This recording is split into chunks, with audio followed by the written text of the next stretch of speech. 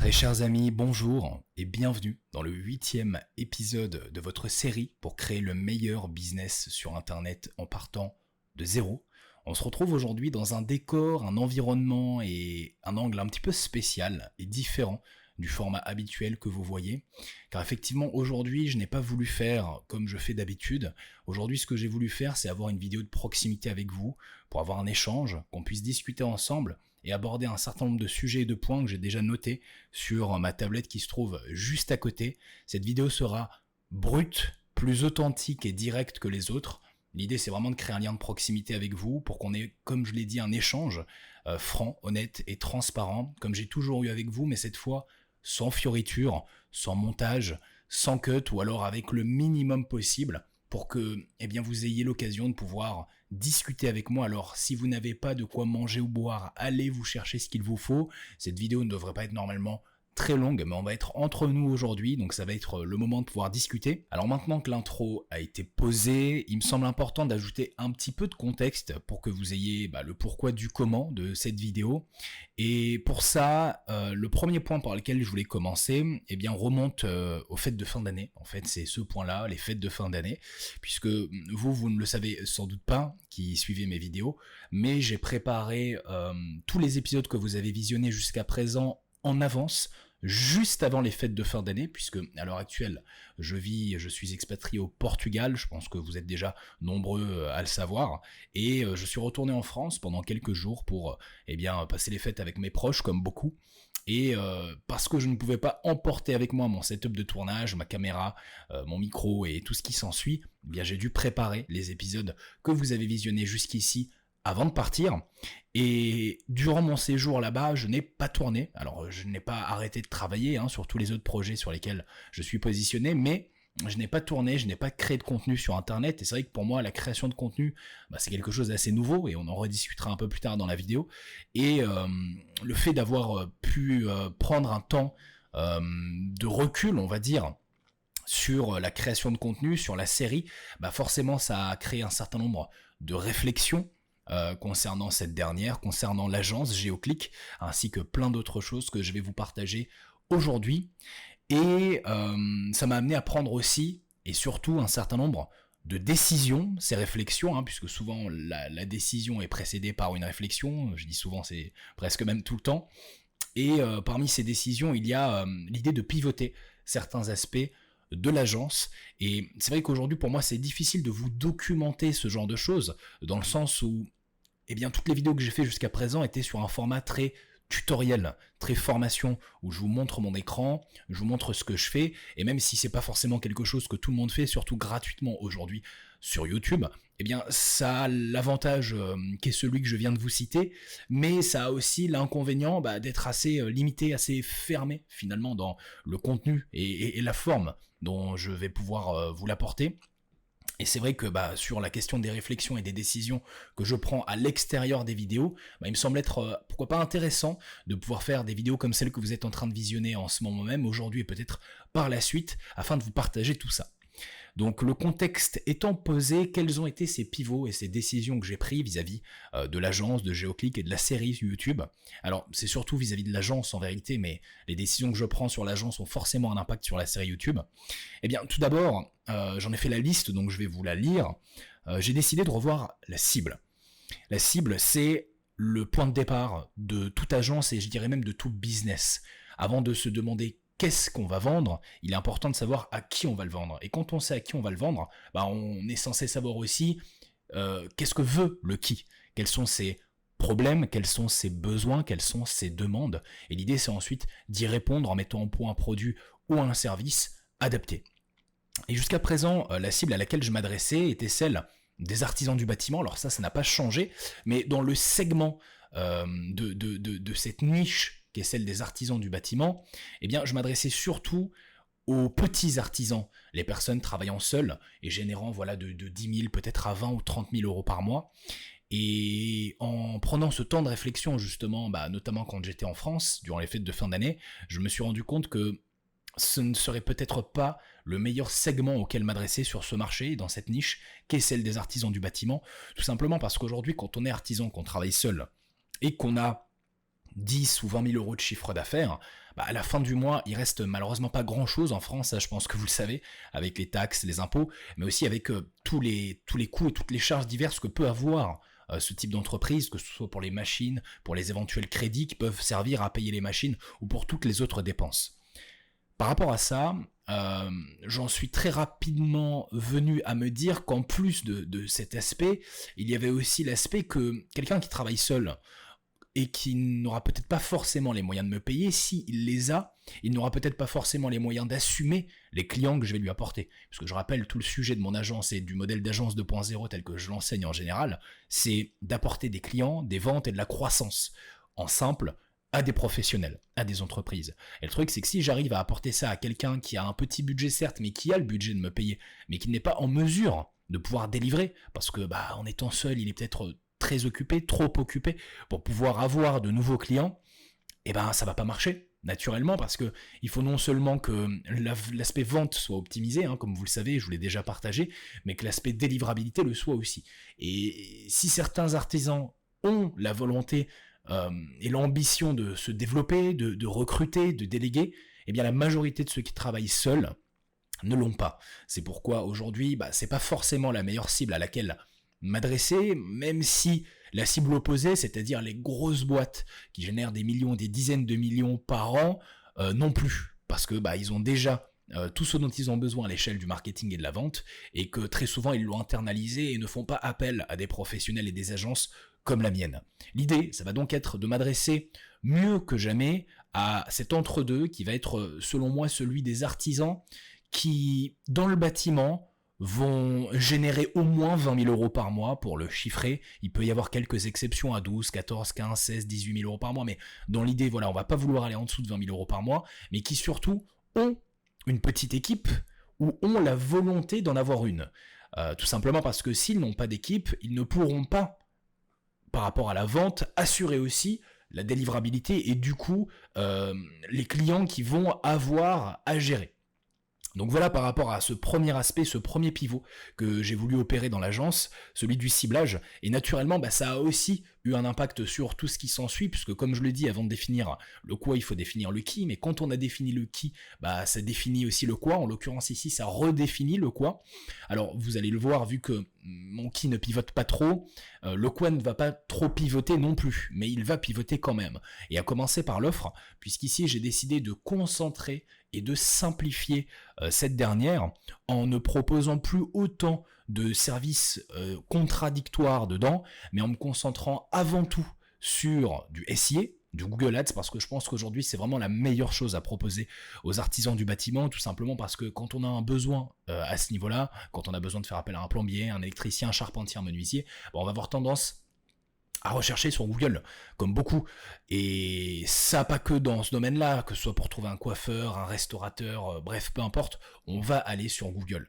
Et aujourd'hui, si les personnes qu'on va rechercher ne sont pas bien notées et ne sont pas bien positionnées, on va tout simplement ne pas les contacter. Et c'est là que j'interviens en aidant ceux qui sont pas ou mal positionnés à pouvoir l'être grâce à la publicité sur Google qui va leur permettre d'apparaître très rapidement dans le top des recherches.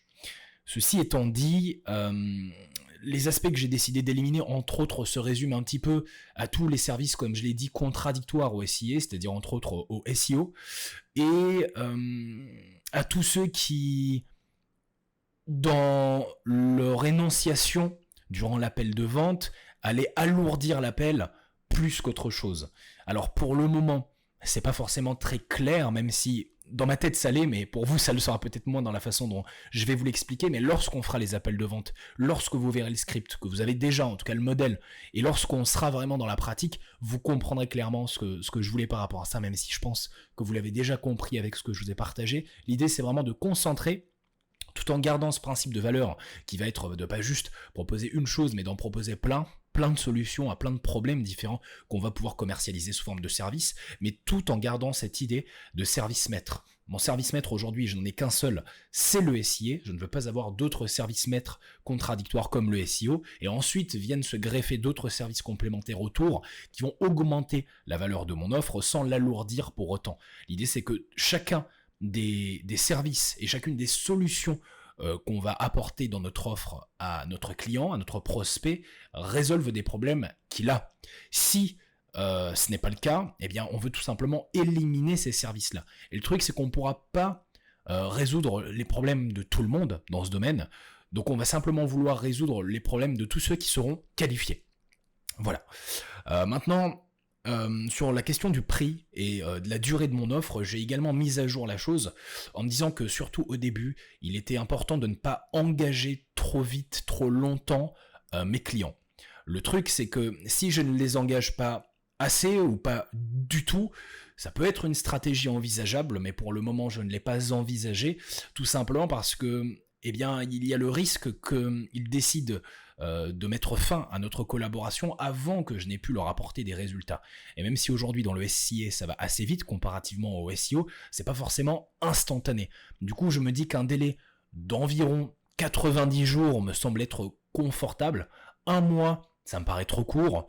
2, j'ai envie de dire pourquoi pas, mais 3, c'est clairement l'idéal. Donc 90 jours d'engagement, durant lesquels le prix est et restera pour le moment de 2 000 € par mois, donc 6 000 € en total, et en offrant la possibilité aux professionnels, à la limite, c'est quelque chose que je suis en train de réfléchir et vous saurez très vite ce que j'aurais décidé à ce niveau-là, soit de payer en une fois, et dans ces cas-là, s'ils payent en une fois, ça sera peut-être 5 000 € au lieu de 6 000, soit s'ils refusent, s'ils préfèrent étaler, pas de problème, dans ces cas-là on paye au mois sur 90 jours, mais ça fera 2 000 € par mois au lieu de 5 000 € en tout.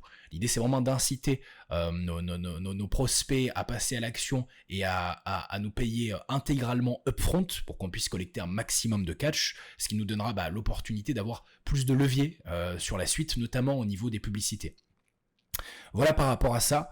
Également concernant les garanties, alors ici rien ne change, cependant je voulais apporter une petite précision parce que vous avez été plusieurs à me poser la question quant à la capacité que j'ai et que j'aurai de pouvoir rembourser mes clients si jamais la prestation n'est pas délivrée. Puisque je le rappelle, ma garantie c'est si vous n'avez pas multiplié par 2 vos ventes à voir, je vais peut-être légèrement la modifier, mais en gros, si vous n'avez pas obtenu X en Y, le Y c'est le temps, donc en l'occurrence 90 jours, je vous rembourse intégralement. Par rapport à ça, ce que je voulais dire, c'est que je n'ai pas choisi de prendre cette garantie parce que je suis sûr de ne jamais avoir à l'activer. Au contraire, aujourd'hui, Google Ads, tout comme la niche des artisans du bâtiment, c'est quelque chose de nouveau pour moi. Et bien que je bénéficie déjà des bases et des notions fondamentales dans ce domaine, je vais apprendre en même temps que vous. Et c'est là que j'ai voulu me challenger dans cette série en ne repartant pas dans un domaine que je connais bien, comme le Web3 ou encore la création de contenu sur les réseaux sociaux, mais bel et bien dans un domaine pas forcément très sexy, mais qui peut être très intéressant, surtout pour les débutants, qui du coup va vous parler et qui moi va me challenger sans que je puisse profiter et tricher entre guillemets des avantages que j'aurai, que ce soit avec les compétences que j'avais ou le réseau que j'avais développé aussi. Par rapport à ça, du coup, ce qu'il faut que vous arriviez à vous dire, si vous êtes dans ce cas-là, c'est que si jamais vous avez une garantie aussi alléchante que la mienne et qui du coup donne envie à votre prospect de passer à l'action parce qu'il se dit au pire je suis remboursé donc j'ai rien perdu, au mieux j'ai tout gagné donc c'est top, eh bien vous devez accepter l'idée de travailler gratuitement. C'est-à-dire que potentiellement, si vous ne délivrez pas, eh bien vous remboursez votre client et dans ces cas-là, vous perdez de l'argent ou en tout cas, vous n'en gagnez pas. Si vous partez avec ce mindset, je peux vous garantir que de l'argent vous en gagnerez, que vous en gagnerez beaucoup, mais surtout que vous en gagnerez longtemps. Si vous êtes dans un truc où vous voulez gagner beaucoup d'argent rapidement, sans prendre de risques et sans faire de promesses comme celles que je fais dans ma garantie qui pourraient, oui, ne pas vous en faire gagner, vous allez peut-être trouver des subterfuges qui vous permettront de réussir rapidement pendant un temps, mais je vous garantis que vous ne durerez pas dans le temps. Donc, acceptez de prendre des risques, acceptez, oui, potentiellement de travailler gratuitement, que ce soit en optant pour la version soft, que pour laquelle j'ai opté, qui est de mettre en place une garantie et de tout faire pour ne jamais avoir à l'activer, ou alors en optant pour la version hard, qui peut tout aussi bien être aussi carrément de vendre vos services gratuitement ou à la performance, et dès lors que vous aurez apporter des résultats, à ce moment-là, vous les monétiserez. Il existe de très nombreuses stratégies à ce sujet que j'ai moi-même employées et que j'ai enseignées notamment à mes élèves et qui peuvent être extrêmement puissantes en début de course. Malheureusement, cette série ne me permet pas de tout vous montrer, en tout cas sur tout ce qui dépasse ce que je fais, puisque l'objectif c'est avant tout de vous documenter ce que je fais et pas forcément tout ce qu'il y a autour, sinon ce serait bien trop long et bien trop compliqué. Et ça fait partie des sujets que je voulais aborder avec vous aujourd'hui justement dans cette vidéo, mais j'y reviendrai. Et enfin, sur la question des pivots et des décisions que j'ai prises vis-à-vis de l'agence, j'ai également décidé de modifier le cycle de vente, c'est-à-dire le cycle à partir duquel je contacte mes prospects et jusqu'au moment où je les close, où je les vends. Auparavant, j'étais dans un cycle que je vous avais présenté dans l'avant-dernier épisode, qui consistait à faire du cold call, ça n'a pas changé, puis à positionner sur un appel de diagnostic, dit R1, pour ensuite amener ceux qui sont le plus qualifiés vers un appel de vente, dit R2, pour leur vendre, les closer à ce moment-là. Le problème avec ce format, c'est que bien qu'il soit tout à fait fonctionnel, il prend beaucoup de temps. Et je rappelle que cette série a pour but de documenter la création d'un business en partant de zéro, qui permet d'atteindre l'indépendance financière sur Internet en 90 jours, en moins de 90 jours. Et si j'ai envie d'aller le plus vite possible et de vous montrer comment faire, eh bien il faut que j'optimise tous les aspects. Et dans les réflexions que j'ai eues et que j'ai pensé quand j'étais en France, durant les fêtes de fin d'année, eh bien il y a eu ce sujet qui a été celui du cycle de vente et auquel j'ai trouvé une solution qui me semble être intéressante. Alors je vous passe toutes les réflexions au travers desquelles je suis passé pour vous donner vraiment le fruit de tout ça. Aujourd'hui pour moi la meilleure solution par rapport au business model que j'ai choisi, mais surtout par rapport à mon offre et à ma niche, c'est de maintenir le cold call. Ça c'est évident, c'est inéluctable.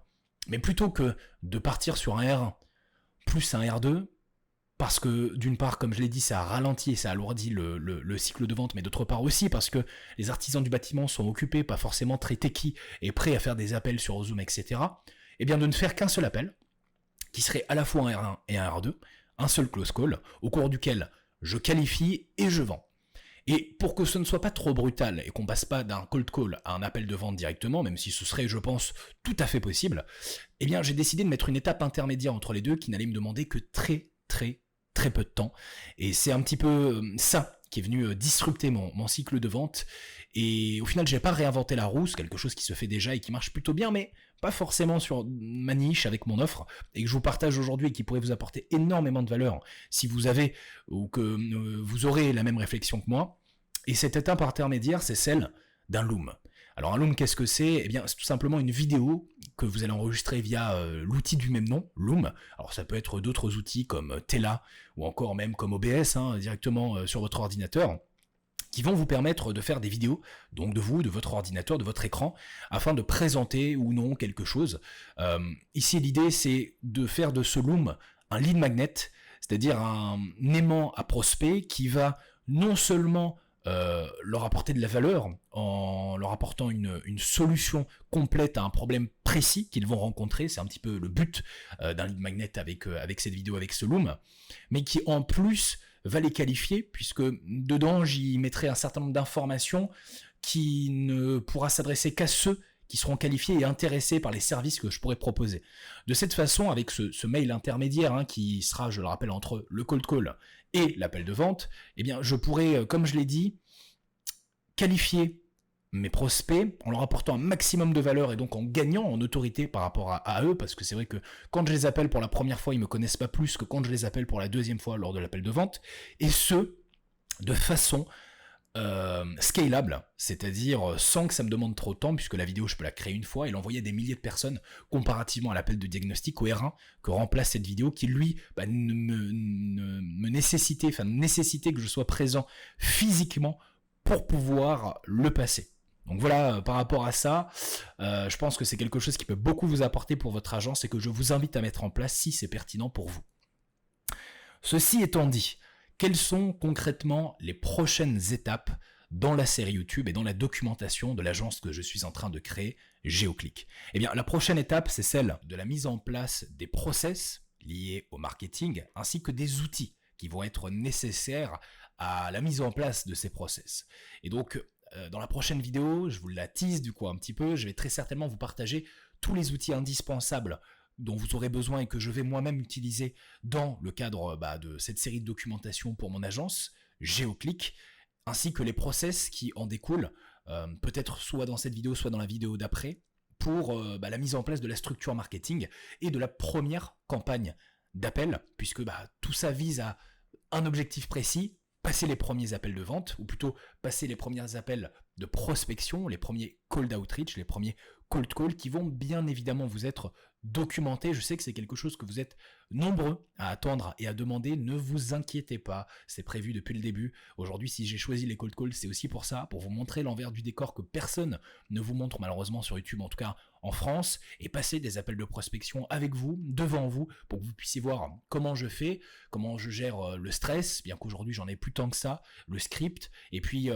les objections, savoir rebondir, s'adapter, improviser, tout en ayant ce que j'appelle les 3 T, le ton, le timbre et le tempo. Ça va être les clés dans votre élocution, dans votre prose, pour pouvoir être convaincant avec votre prospect au téléphone, puisque je rappelle, sur le modèle d'agence, on vend au téléphone. Et au début, vu que vous serez seul à vendre, sans doute, si vous commencez sans recruter, vous devrez apprendre à vendre. C'est l'un des skills les plus importants, comme je le partage dans les premières vidéos de cette série. Et ultimement, cette première campagne et ces premiers cold calls mèneront bien évidemment au premier rendez-vous et aux premières ventes dans les épisodes suivants. Aujourd'hui, cette vidéo intervient un petit peu à mi-chemin de cette série que vous êtes en train de visionner, puisque ça fait environ 1 mois et demi qu'elle a commencé, et il reste encore 1 mois et demi devant nous pour atteindre l'indépendance financière, et je me fais aucun souci quant à l'atteinte de cette dernière, mais c'est vrai que je tenais à ce que ce soit complet, à ce que ce soit transparent, quitte à innover un petit peu comme dans cette vidéo et ce format aujourd'hui. N'hésitez pas d'ailleurs à me dire si ça vous plaît, si c'est quelque chose qui pourra être réitéré ou non, si vous appréciez cette proximité ou pas du tout. Donc pour la suite, ça pourrait être intéressant pour moi de savoir. Et puis à ce sujet, j'aimerais continuer en vous partageant aussi ma vision et mes objectifs et les défis que je rencontre avec cette série de documentation et ce qui va suivre prochainement.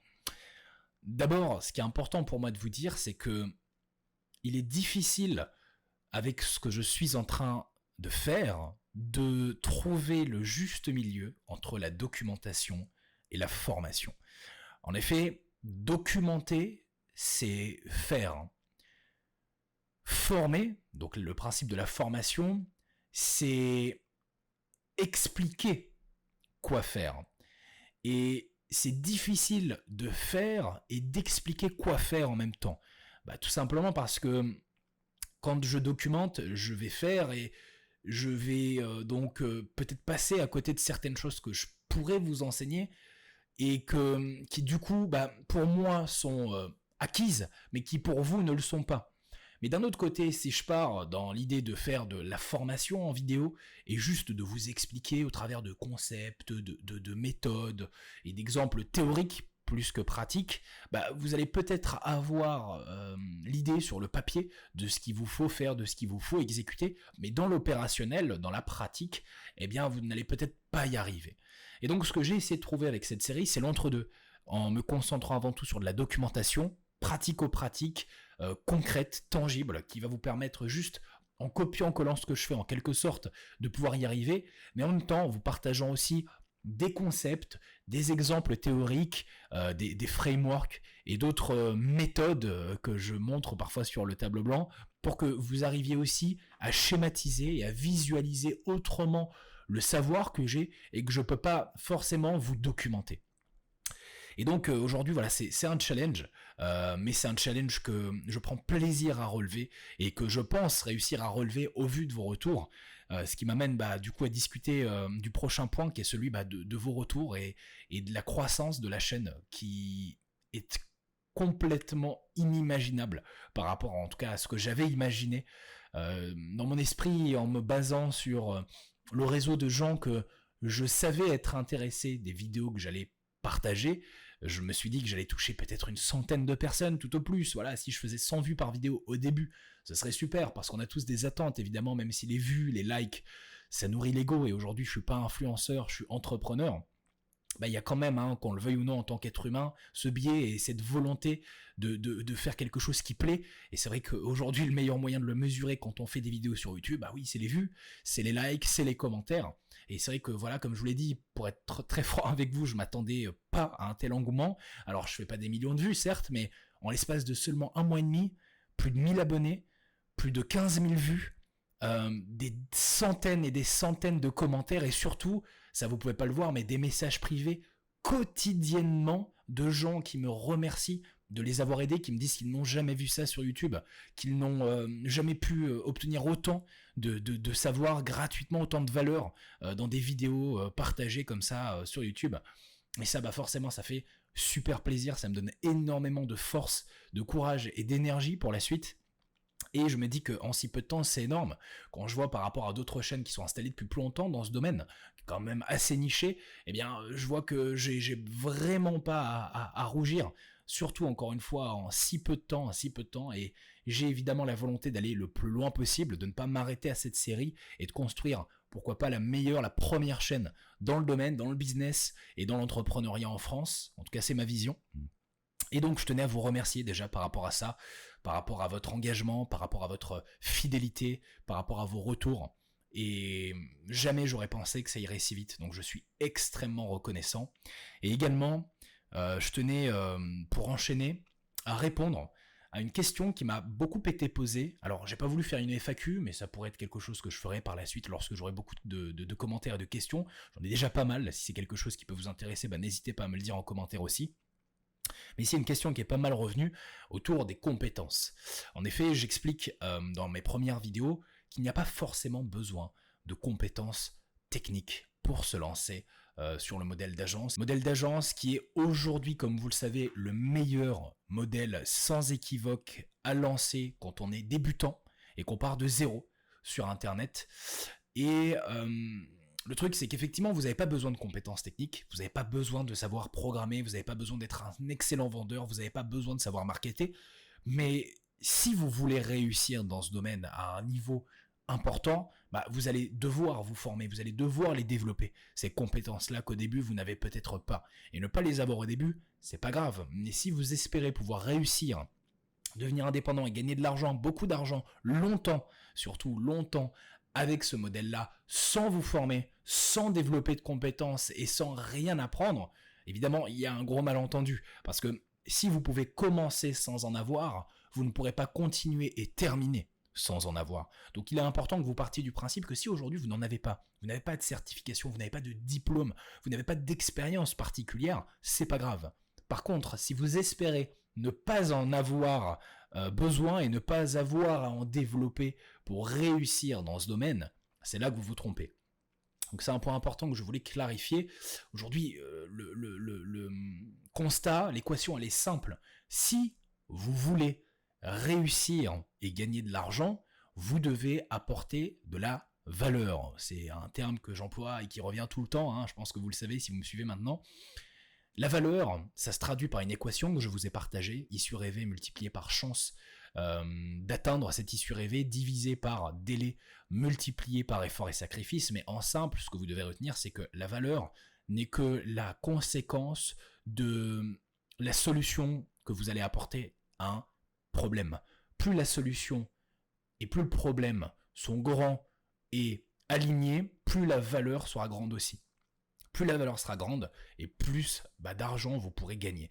Et donc, pour pouvoir apporter des solutions à des problèmes profonds qui apportent de la valeur et donc de l'argent, vous allez forcément devoir apprendre à apporter ces solutions, apprendre les méthodes, les stratégies, les outils et les procédés qui vont vous servir dans le cadre de votre activité. Donc si vous ne les avez pas au début, encore une fois, c'est pas grave et cette série est justement faite pour ça. Mais si vous espérez ne pas avoir à les développer, encore une fois, si, ça l'est, grave, et vous aurez forcément à les développer. Ceci étant dit, j'aimerais maintenant vous partager mes objectifs vis-à-vis de ce que je suis en train de faire et de créer, parce que je sais que pour certains, ça peut paraître encore un petit peu abstrait. À court terme, c'est très simple. Pour ne pas trop vous en dire, mais vous en dire suffisamment quand même, je veux terminer la série. Voilà, je vais terminer la série et prouver que si j'ai réussi à générer plusieurs centaines de milliers d'euros, près d'un demi-million d'euros au cours de la dernière année, en partant de zéro, tout le monde peut y arriver. J'ai envie de prouver ça, et j'ai envie de prouver ça avec cette série.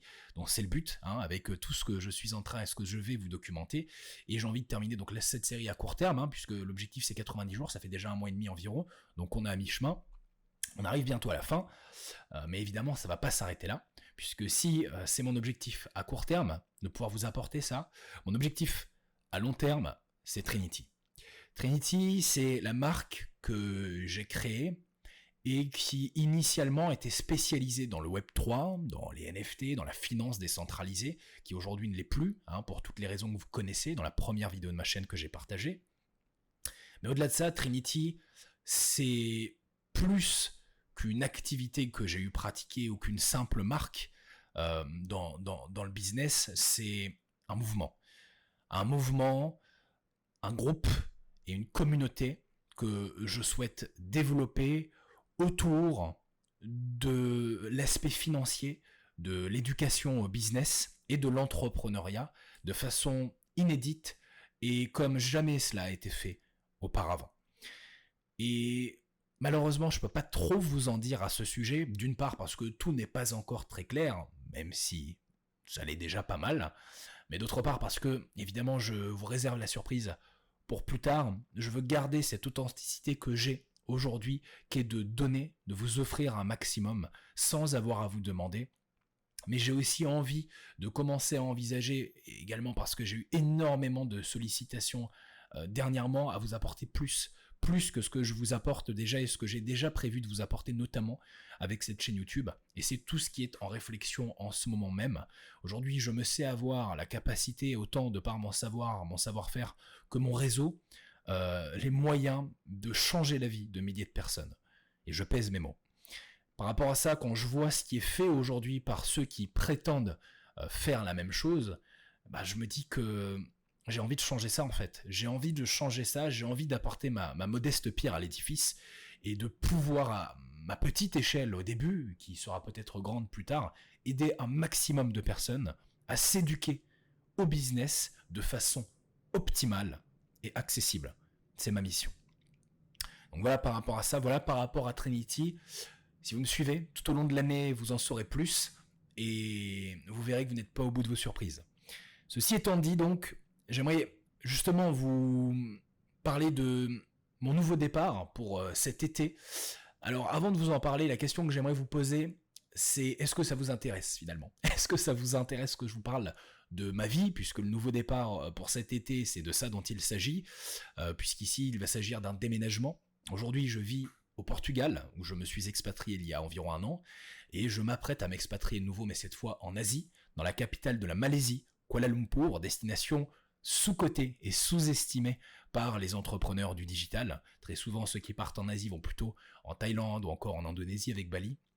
Aujourd'hui, j'ai décidé d'aller à Kuala Lumpur pour tout un tas de raisons qui se résument entre autres, si c'est quelque chose qui vous intéresse pour tout vous dire, à trouver le juste entre-deux entre un lieu dynamique, c'est-à-dire une ville, avec l'accès à toutes les commodités et le confort auquel on peut s'attendre, mais en même temps sans les inconvénients qui vont avec, le bruit, la densité, la pollution, les gens, le tourisme et le prix bien sûr.